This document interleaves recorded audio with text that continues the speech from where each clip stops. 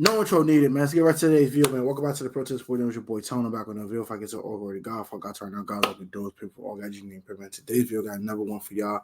I'm a bit exhausted, so I'm gonna try to speed through this one. I do sorry if I miss some details of that nature, but your boy is totally exhausted. I need to get some rest, man.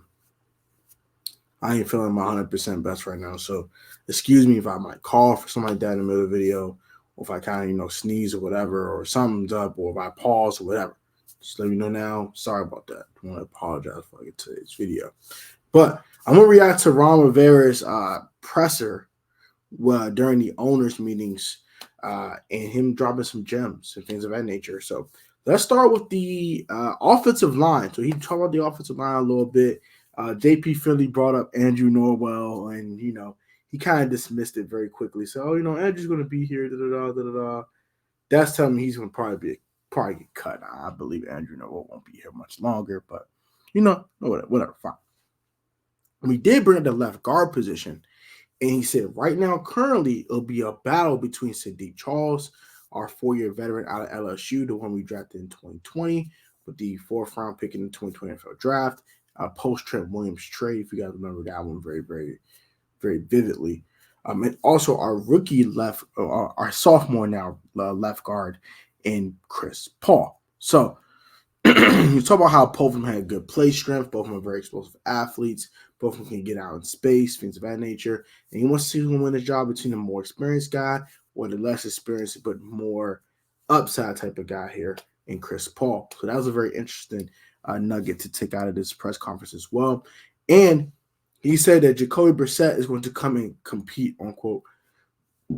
But the way Ron stated it, it feels like that Sam Howell's more than likely going to be QB1, but he wants him to earn it. And I understand that. So he also said, hey, I didn't say he's the guy, but he's going to get the first crack at it. Cool. I get that. Fine. He said if Jacoby outplays Sam, then Jacoby will get the job. That's fine.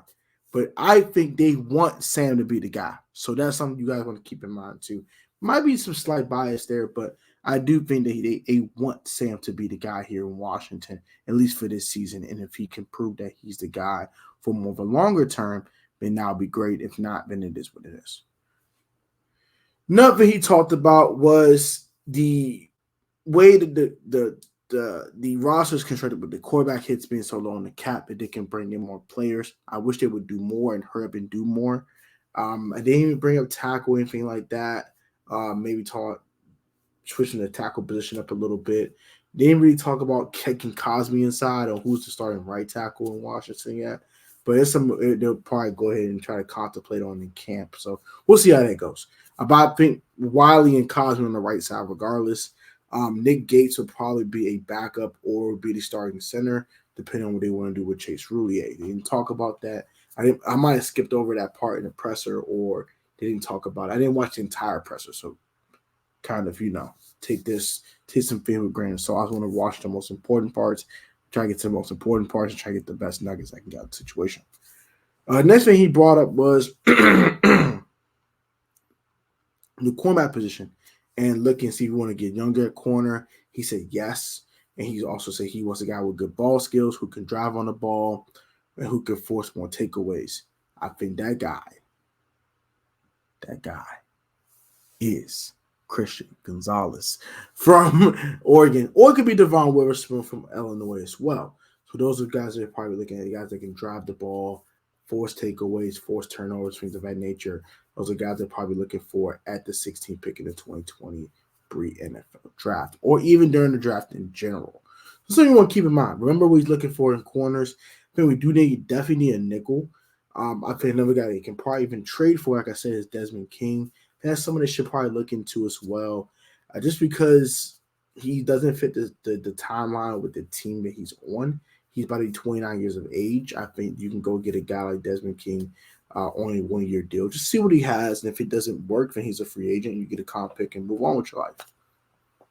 You know what I'm saying? If it works out, then, great. You keep him and, ride with him for another year or two till you actually draft the corner you like. So that's how you can do that. Also, another thing he brought up was not eliminating quarterback completely at 16. He did say he was going to research on the quarterback position and see if he's seeing what he likes. He's not limiting any position at 16. He said, I'm going to take the best player available, no matter what the position is. So I do understand that as well. And another thing he definitely brought up that was very intriguing to me was the safety position. He said he wants free safeties who can make plays on the ball, things of that nature that are interchangeable, that have position flex. So maybe he might be looking for another safety as well, or he might like Percy Butler. We'll see. But we know we have two in Derek Forrest and Cameron Crowe currently. I'm not the biggest Derek Forrest guy in coverage at times, but as a run stuffer and also as a guy with ball skills, he do possess those things. He's always around the football, which is a good thing. But him in coverage is a little shaky sometimes. He does make huge mistakes in coverage, especially when Cameron Crowe is not playing. But he did bring up to the position as well, and he thinks he's looking for in his safeties and how versatile his safeties need to be. He said they need to come and play the box, and they play deep and also be able to play the slot. And a lot of teams are doing a free safety look as well.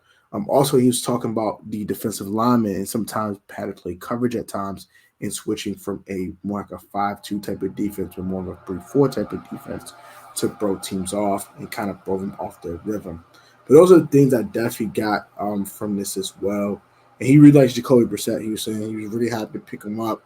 He likes his athletic skills. Oh, I'm sorry, my back was itching.